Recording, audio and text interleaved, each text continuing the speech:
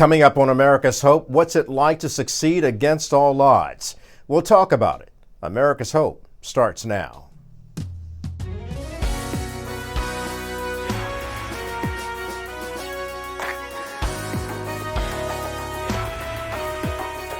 This is America's Hope from our global headquarters in New York City. Here's Kelly Wright. Hi everybody, I'm Kelly Wright and welcome to a brand new edition of America's Hope. So glad you could stop by and listen. Wherever you are, I do hope that you're safe and well, taking care of yourself and your family because you matter. And I sincerely mean that. You matter. You matter to your family, to the neighbor, to people that you come in contact with, because you're helping to make the better of all of us. And speaking of that, how do we become better when we're up against it, up against all kinds of difficulties? Well, tonight we're going to focus on succeeding against all odds with two men who I call trailblazers and pioneers. We'll be speaking to Clifton Taulbert. He was nominated for a Pulitzer Prize, and he's from the Deep South, and yet he's accomplished so much. And then we'll talk to Jim Goodwin. Jim is the publisher and owner of the historic Oklahoma Eagle, which is birthed in the Greenwood Historic District of Tulsa, Oklahoma. Let's get started. Well, welcome to America's Hope. I'm delighted to bring on our next guest because he has a statement that I think will impact many of you, especially if you're looking for hope and resilience and perseverance and faith and love, all of those things above. He says it best: your will to succeed remains one of your greatest assets. Those are the words of Clifton Taulbert. He's an American author, business consultant, and speaker. He is best known for his books, Once Upon a Time When We Were Colored, and 8 Habits of the Heart, Embracing the Values That Build Strong Communities, and his latest book, The Invitation. We're going to get into some of that. But he offers all of us courses in character education and building strong school communities through knowledge delivery systems. And he's an online resource for educators. I'm so glad he could join us this hour. Clifton Taulbert, welcome to America's Hope. Listen, I am just amazed at your career. You are an alumnus of Oral Roberts University, and you're also served in the United States Air Force. How did this all begin for you? Who influenced you to become the man you are today? I still ask that question. And I think there's reason I ask the question because it reminds me of the journey, that I didn't make the journey alone. There were so many incredible people alongside of me, wishing the best for me and helping me to find out how that best could look. And that hasn't changed, even at this age in my life. I look at a young man who is the MC of America's Hope, but yet he's alongside me at this moment in time. And that's, you can only say, when good people let their goodness flow out, don't be amazed at what can happen. Well, that's a great way of saying that. Thank you as well. I'm just reflecting on your past. It all began in Mississippi in 1945 when you were born, a small town in Mississippi. Is it right there in the Delta? And growing up in the South, what was that like? That was my world. That's I remember several years ago, Justice of the Supreme Court, Sandra Day O'Connor, introduced me. And I remember one of the things she said: for young Cliff Taulbert to have grown up in the Mississippi Delta surrounded by cotton, he would often think that would be the only world he would ever know. That would be his life for the rest of his life. But because incredible, everyday, ordinary people stepped up and became extraordinarily servant leaders in his life, it changed his trajectory and it changed his perspective of who he was and who he could become. You share a lot of your stories in your books. I'm thinking Who Owns the Ice House? And that's where a lot of it began for you in terms of learning from one of your relatives about how life is conducted and even developing some of your entrepreneurial skills based upon his life. Talk to me about that. You know, the thing about Uncle Cleve owned the ice house in Glen Allen, Mississippi. But what is novice about that, it was the only ice house. And keep in mind that in our small community, we had a gathering of people. We had the Jewish community, we had the Chinese community, we had the Hispanic community, we had the white community, and of course, we had the incredible Black community, of which I was a part. But yet, every one of those communities needed one thing: ice.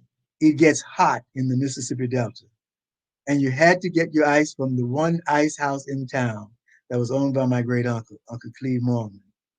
And at 13, I went to work for him. I guess he didn't realize I was breaking child labor laws, but he taught me how to run that ice house for 5 days a week. And it never occurred to me that I couldn't do it. But one of the things that it did, one of the jobs that I had that I never liked was working the fields of the Delta. I just never could gravitate toward picking cotton and chopping cotton. So when I got the job at the ice house, all of a sudden my mindset shifted to the possibilities that could be rather than how they had been for most of my life. Wow, now there's a lot to unpack there because you were exposed to something beyond the cotton fields of the Mississippi Delta. And in that you were able to see that you could do more if given the opportunity and if giving yourself the opportunity to learn to do more. And the reason why I want to unpack that is because a lot of times for people today, young people today, they're limited by their surroundings and they never envision to step beyond that. We do a disservice to our young people if we don't show them a better way. Is that correct? No, I agree with you 100,000%. Is that conversation and stories and the remembrance of the journey of others from your community, how they made it and how they did well. When I was growing up, these were stories. During the summertime, our relatives from the north, east, and west would come home to spend a week. And during that week, they would always challenge you to do well in school so that you can let this happen to you. You were always challenged to reach out and reach beyond what you knew to what you could know. The future was always placed in front of me. And because the future was placed in front of me, I felt I could be part of the future. We're called a lot more than colored now, but take me back to that time period and how your book is a breakthrough beyond segregation and beyond the birth defects of America like slavery and Jim Crow. Well, one of the things that when I started writing that book, I was in the military. Vietnam War was raging, and I was just about to get orders to go to Saigon. Fortunately, I didn't get the orders. In my free time, I would find myself writing, not writing a book, had no idea that I'd become a writer. A writer lived inside of me. I was writing about the incredible people that literally shaped my life every day of their life. I was writing about the world in which legal segregation lived around us. It didn't live in our house. It did not have a chair on our front porch. It did not attend our church. It did not attend our school. That was our world. And when I started writing that book to say thank you to those ordinary people who became extraordinary servant leaders, they made all the difference in my life. I wouldn't be talking with you today had it not been for them. And I know that. What is servant leadership and why should it matter today for the president of a company, the president of a country, or even the father in a home? Well, one of the things about leadership, leadership is not a title, it's a mindset. It's a mindset that really embraces the idea that others matter. And a servant leader is one whose joy comes not only from the bottom line, but it comes from the bottom line of the life of those with whom he or she works. It comes from that as well. They get just as much excitement out of the success of the employee as they do the success of the company itself. They recognize that they have been surrounded by the humanity of others.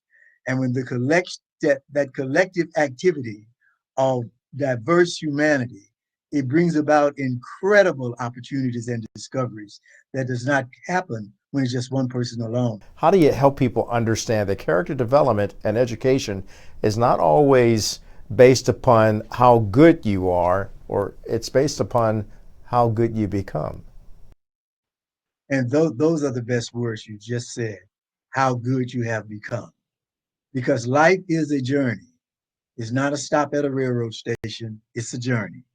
And that journey can take you from where you start in the cotton fields of the Mississippi Delta to actually speaking in the General Assembly Hall of the United Nations. That's what that journey can do. That journey, though, will be shaped in part by the character of your internal self, what you wish to be, what you want to bring out, and the idea that you can touch and tap onto the resources of others and touch the lives of others and bring about a better life because of that. It gives you that ability to live beyond yourself. And in that process of living beyond yourself, you begin to discover more and more of who you are, and more importantly, who you can become. I'm talking to American author, business consultant, and speaker Clifton Taulbert. We're coming back with more about his life and about his efforts to help all people throughout the world gain that value of understanding that we are better if we continue to do better. Back with more in just a moment.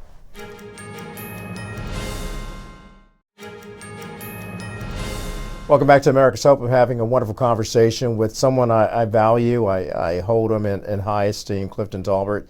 He's an American author, business consultant, and speaker. He is best known for his books, Once Upon a Time, When We Were Colored, and 8 Habits of the Heart, Embracing the Values That Build Strong Communities, and also his latest book, The Invitation. Before I talk about The Invitation, Clifton, and thank you for being on the program to talk about hope that we have for not only America, but for the world.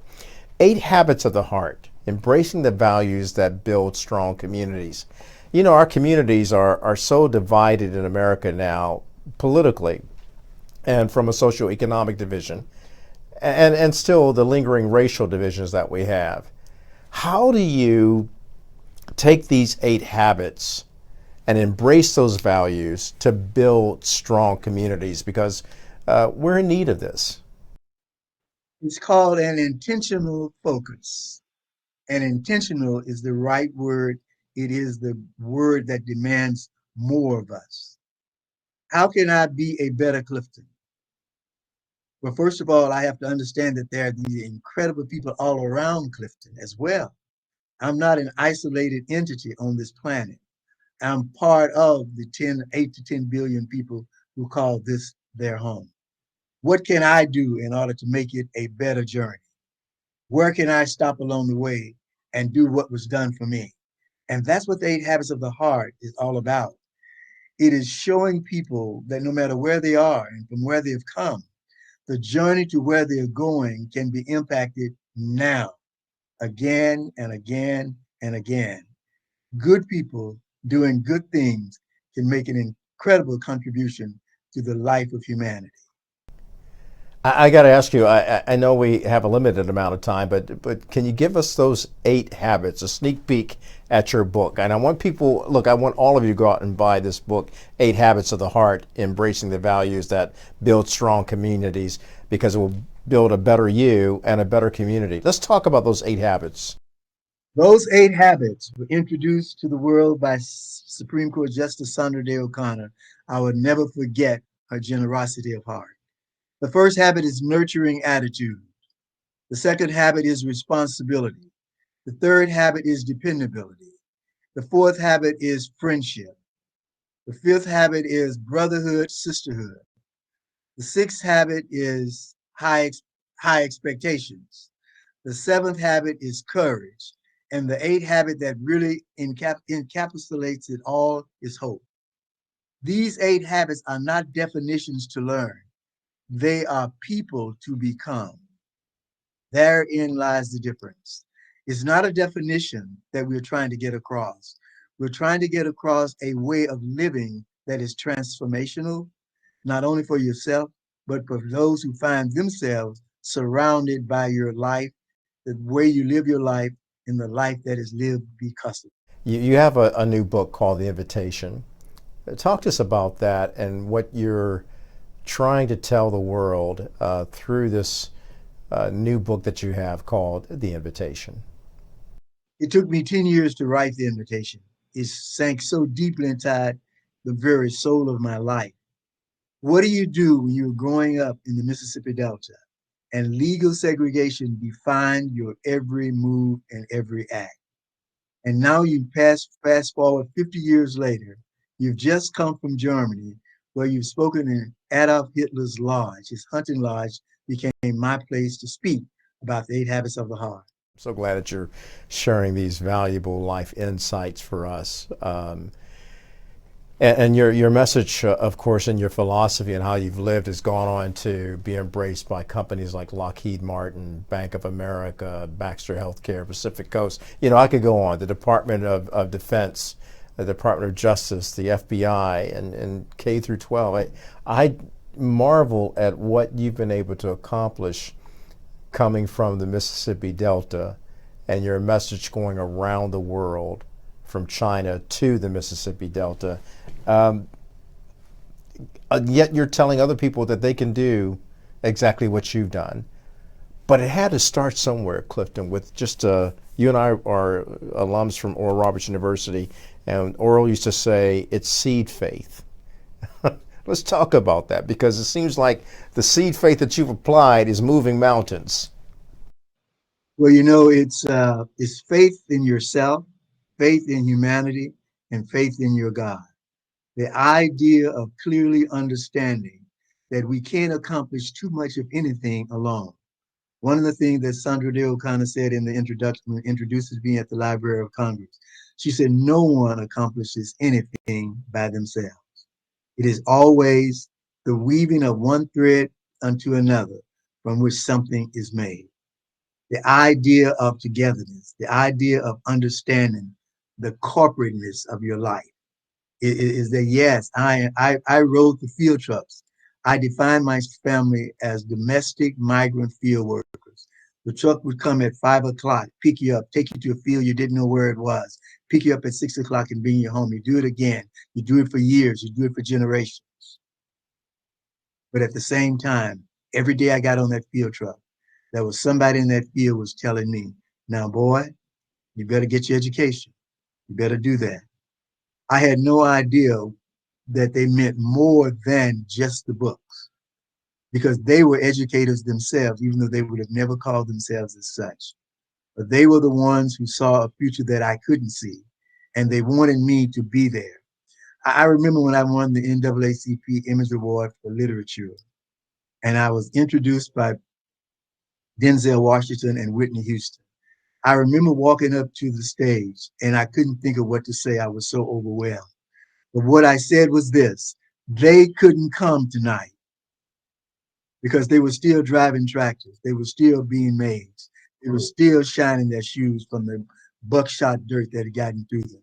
But they sent me to be their ambassador. And I am here tonight at the NAACP 27th annual event, not for myself, but because for those who could not come, I'm here for them. And I've always tried to live my life to never forget the people from the Mississippi Delta. I live my life for them. Clifton, thank you for being here. Got to ask you, my final question is, what's your hope for America? My hope for America is this: we have seen glimmers of how great America can be, and we've seen glimmers of how unsatisfactory America can be. But I think we have more stories of how good we have been. And I think we need to write more books, tell more stories of hearts that helped to others, and hands that reached across the divide, and eyes that saw more than others would see. America is still that incredible place that I think the shining city on the hill. This is where people want to be. This is where I would love to see them. This is my home. America is where I was given life. how could I not love the place that gave me life? Thank you, my friend. Good to have you. And thank you for sharing your life in the brief moments that we had. I could talk to you forever. Clifton Taulbert.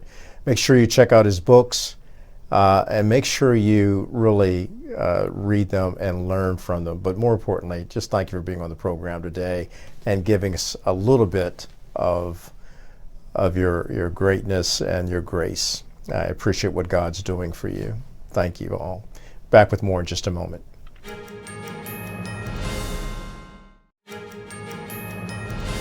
Welcome to America's Hope. I'm Kelly Wright, and I'm joined tonight by a gentleman who has been working very hard in the field of publishing newspapers and letting people know through the power of journalism just how good and how great we can be and how we overcome certain issues that do transpire, issues beyond our control, yet through faith, hope, and love, we find a way through our steely resolve to make America better. Jim Goodwin is a graduate of the University of Notre Dame and the University of Tulsa College of Law. He is also the owner of the noteworthy and the venerated Oklahoma Eagle, which is one of the oldest Black-owned newspapers in America, and it's right there in Tulsa, Oklahoma. As a lawyer, however, he successfully argued before the U.S. Supreme Court and Oklahoma Court of Criminal Appeals for the constitutionality of local statutes regarding freedom of speech, and he was co-counsel in the matter of reparations for victims of the 1921 Tulsa Race Massacre. Jim joins us right now. Jim, it's good of you to join us and to share some insights into your life, into your career, and to the legacy that you're establishing as a stalwart defender of free speech and the rights of people through the Oklahoma Eagle. Talk to me about how it all began for you as a child growing up in Tulsa after your family and so many other families experienced the heartbreak and the pain and the agony of that 1921 Tulsa Race Massacre. Thank you for having me. I probably one of the best works ever written about Tulsa that documents what life was like before I was born and since. There's a book written by Victor Luckerson called Built from the Fire. In it, it tells stories about, true stories about Tulsa that have not yet been previously written about, although much has been written about the massacre. Of course, I was born in 1939, and almost 20 years after the massacre. And I grew up, very fortunately, in upper middle class. But we were in a closed environment, a closed society because of segregation. It's interesting, as I would say to you, what man intends for evil, God intends for good. And Tulsa, by custom and practice in America, should never have been, particularly what the area of Tulsa known as Black Wall Street. The fact that whites would not want to associate with blacks made have to, of course, create commerce for themselves. Fortunately, we were birthed in a state that was rich in oil and gas, and so again, when the slaves were taken from the South driven out of the South by Andrew Jackson to Oklahoma, a land that no one thought much about. After they settled some 30 or 40 years later, oil was discovered, and and sometime thereafter. And along with the discovery of oil, there was the Indian Act that Allotment Act that although the Indians did not want to have separate land ownership, their view was land like water and air and the sun belonged to everyone. The government, nevertheless, had a campaign of allotments, and so when the slaves were freed, the Black Americans living here, many were given allotments to the tune of almost 3 million acres of northeastern Oklahoma were owned by Black folks, which meant that they had wealth. It got away from them, but at least some of them and many of them did have wealth. And it made, because Oklahoma was an oil rich state, it made the money available. My mother had the a saying that came straight out of the Bible: "What does it profit a man if he gains the whole world and loses his soul?" The other uh, adage she gave me was, "You are no better than anyone else." And she said that with a stern pointing of the finger when I had maybe have done something or exhibited some attitude. But then she would quickly say, "But no one's better than you." My father, on the other hand, said to me, for some reason, as a young man, "A man who does not take care of his family is worse than an infidel."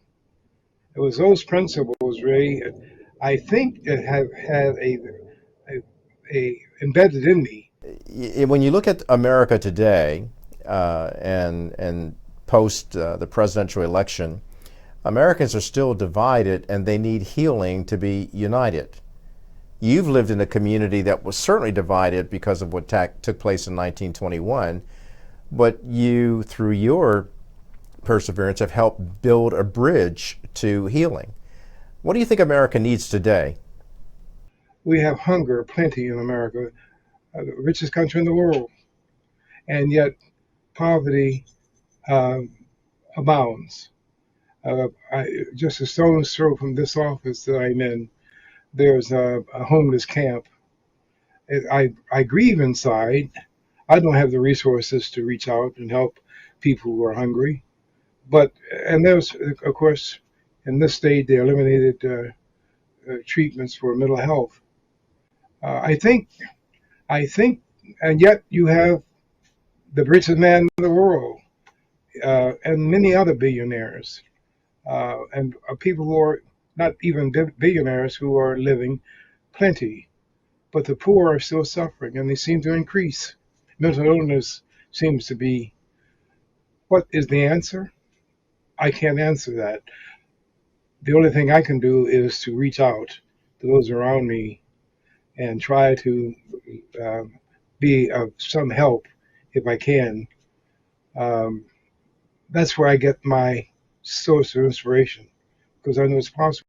As a young man, I was a victim of a accident at about just before I was 9 years old. A friend of mine came up to my home with a horse. I loved horses, and we grew up on a farm, 106-acre farm. After we left the city, and this young man came up to with his horse. I was so excited. It was around dinner time, and my parents and sisters and brothers were around the dinner table. They didn't miss me because I was so excited about my friend who came up with his horse. I saddled my horse up. I let him ride my horse. I was riding his. We slipped out of this yard, of our front yard, against, of course, the command of the instructions of my mother and father not to leave this 160-acre place we could ride on. And we went off into the village, a little a community outside of Tulsa, about 15 miles outside of Tulsa. And the horses began to race one another. And as we were racing, a train was coming. And I couldn't stop this horse because my friend did not have a bridle. He made a makeshift bridle with a rope, baiting wire, but no cup chain. And the train was coming, and I wanted to stop the horse and couldn't. So, trying to avoid the accident, I jumped off, but not knowing the laws of physics, I'm propelled with the speed of the horse, not backwards, but front. My head hit the railing of the track, and rather than being chopped in the middle, I fell in the middle of the track, the train in the middle of my body, and dragged me several feet. My mother, my mother, someone mentioned it to my mother, who was at the dinner table. Although and this is about a quarter of a mile away, she ran barefooted to me. And I was under the train. Uh, the engineers, I'm told, thought I was dead, and there was a couple of people that came by who were selling insurance. One was an insurance salesman, rushed over and got me from under the train. A tourniquet was tied around me and my arm. Put into a sheriff's deputy's car, taken to the hospital. And the first hospital I was taken to refused me because of my color. Now my mother was a very who could pass for white, but when she had with the other when we went out with her, they would not allow her to try a hat on in a department store. This was back in 1948, 49, and so we went to the next hospital. It was a smaller hospital, segregated, but they accepted me, and I was there for about three weeks recovering. Thereafter, I appeared on a television program of a noted journalist who was a nationally known journalist. He had me on his TV program. He asked me what I thought about horses. I told him I loved horses, but trains I couldn't trust. So when I was in the hospital, um, uh, I told my dad and mother I was going to die on them if I didn't get a Palomino. At that time, I was enamored by Roy Rogers, who had a horse named Sugar, a golden Palomino. And true enough, my father got me a horse. And to this day, I have one, although I have Yeah. not ridden him in many years. Anyway, I that have was I want to thank you for sharing that. It was a powerful story, but I like the fact that you were able to look at it and have such a humor in it as well. Wow, and I'm glad that you're alive to tell the story.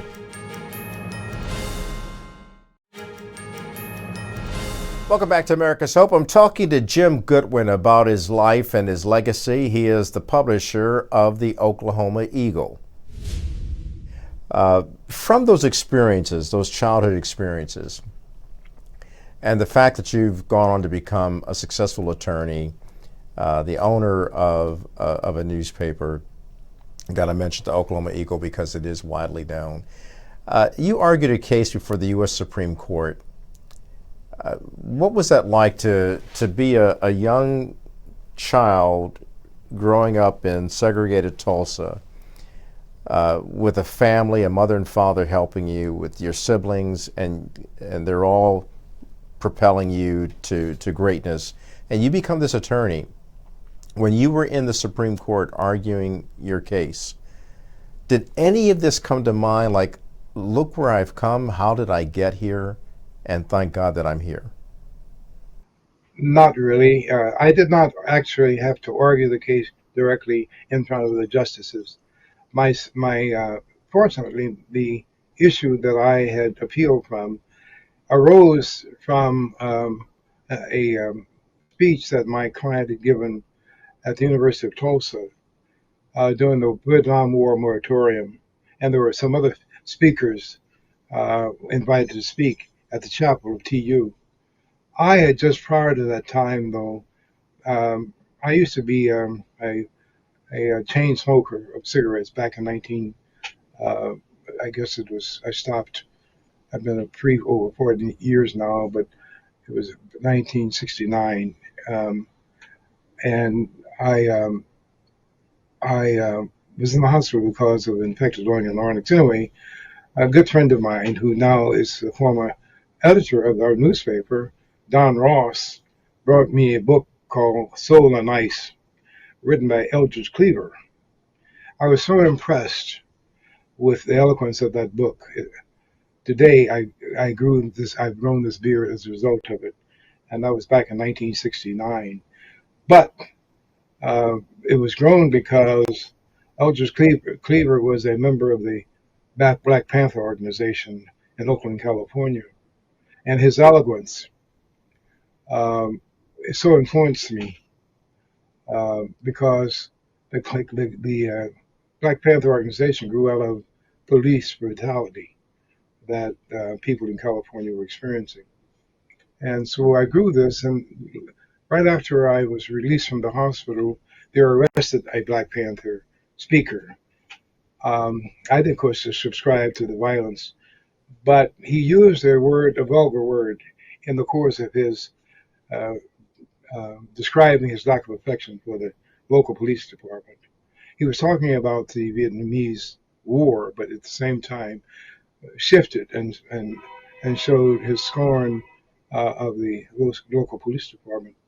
There happened to be a police officer in the audience who took exception to this rather indelicate description he used in expressing his opinion.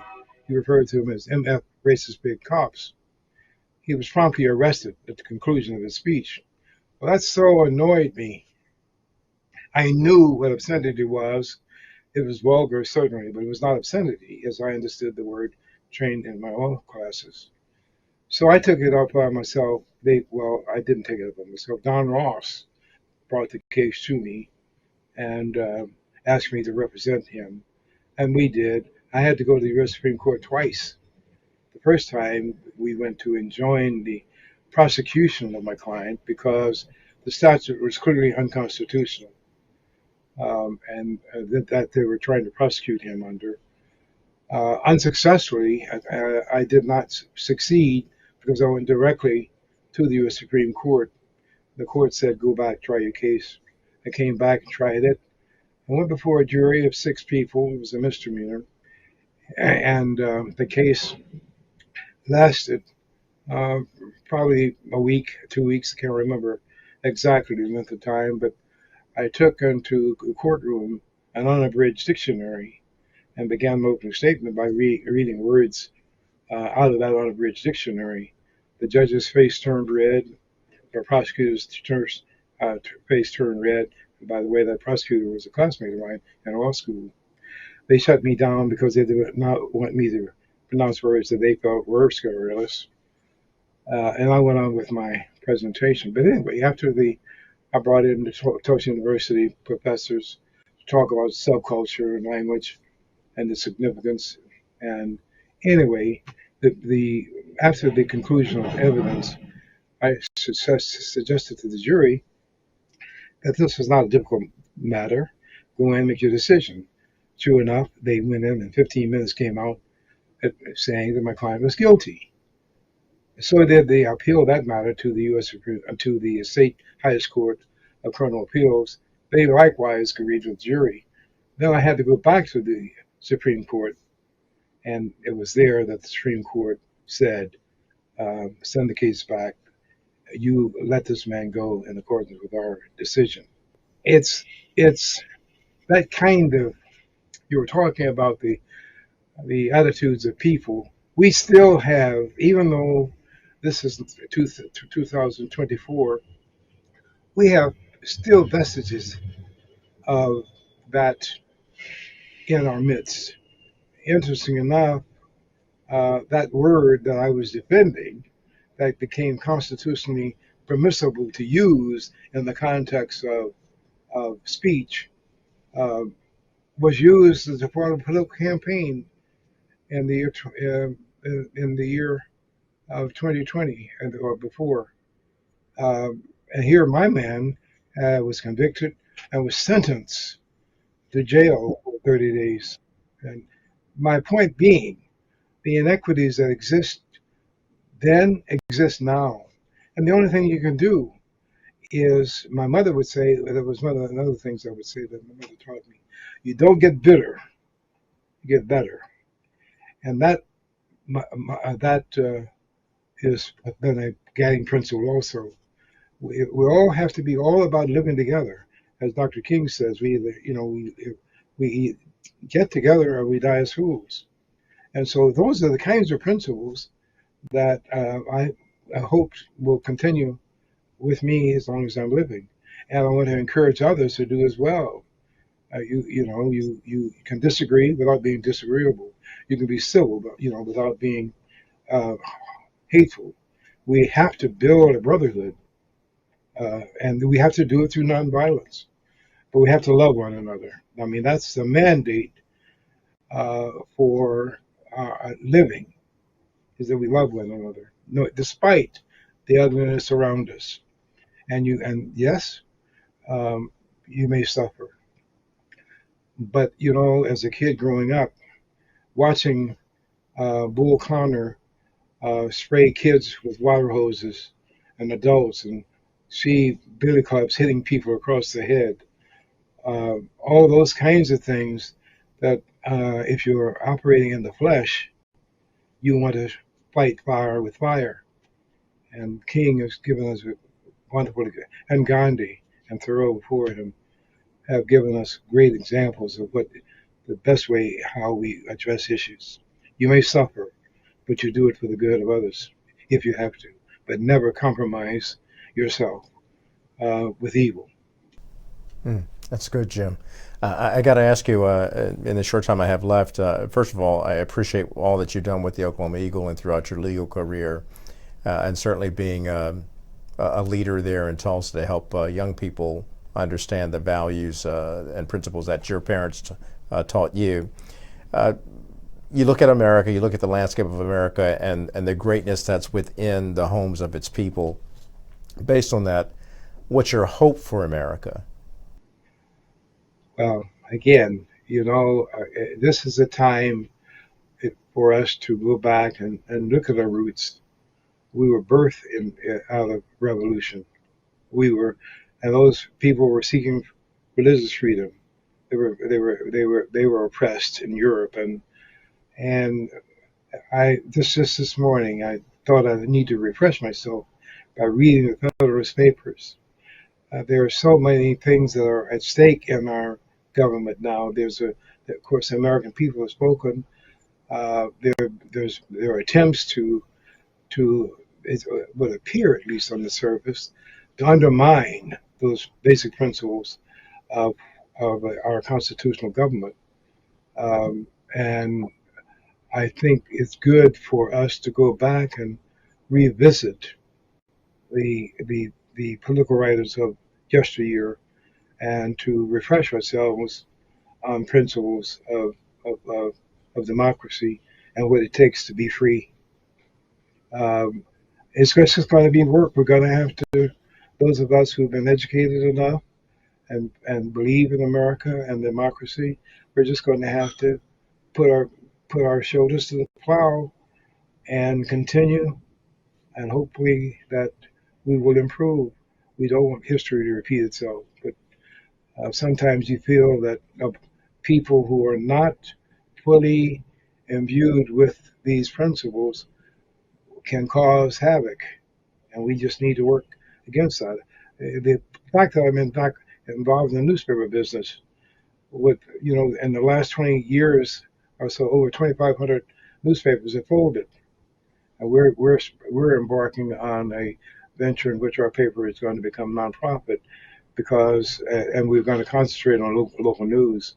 And we just have to continue to somehow bring to people the good news about America or its principles, even in the midst of what seems to be doom. We just can't give up. We just can't give up. Keep telling the good news. Jim, thank you for being on America's Hope. Jim Goodwin. And thank you. Jim is the publisher of the Oklahoma Eagle, one of America's longest running black-owned newspapers. Jim, thank you for being on the program. We're coming back with more in just a moment. And welcome back to America's Hope. I really want to thank our guests, Clifton Taulbert as well as Jim Goodwin, two men who have shown us what it's like to never be afraid of the new frontier if you're willing to be a trailblazer and a pioneer. And certainly both of these men have shown us what it's like to capture the vision, to make it plain, and then to go out and get it done. May that give you the hope to keep spreading love, freedom, and peace everywhere you go. Until next time, America, God bless. In my America, my children are black and white,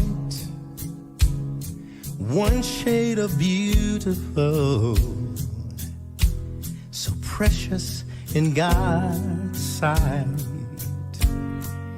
In my America, all lives matter, So let's stop the chatter that tears us apart.